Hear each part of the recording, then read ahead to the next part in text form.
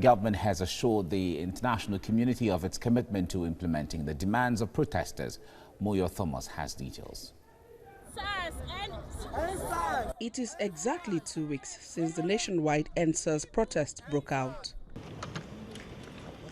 The federal government believes it is pertinent to brief the international community represented in Nigeria on its response to the demands of the protesters in order to calm frail nerves. Discussions ran slightly over time. The Foreign Affairs Minister assures that the Nigerian government from federal to state levels have embraced the demands of the protesters and are moving quickly to ensure implementation. Mr. President listened very carefully and took very seriously the demands of the movement and directed response by the government.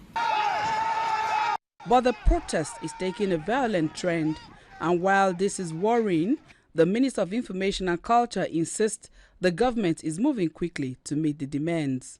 For the last 12-13 days, protesters have been allowed to express themselves, provided they don't get violent. The police have conducted themselves very admirably.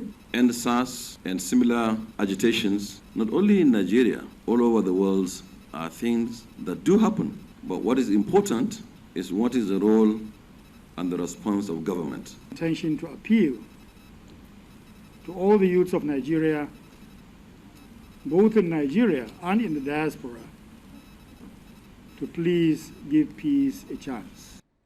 Some of the diplomats commended government's effort and response to the demands. The United Nations system in Nigeria particularly appreciates government's willingness to dialogue with protesters, welcomes action already taken, and urges the federal government to complete the remaining actions. The body states its readiness to support the government in any way to complete implementation of all demands. Government also says it is mindful of the fact that the movement could be vulnerable to infiltration by undesirable elements, but that this will not derail its implementation plans. Moyo Thomas, TVC News, Abuja.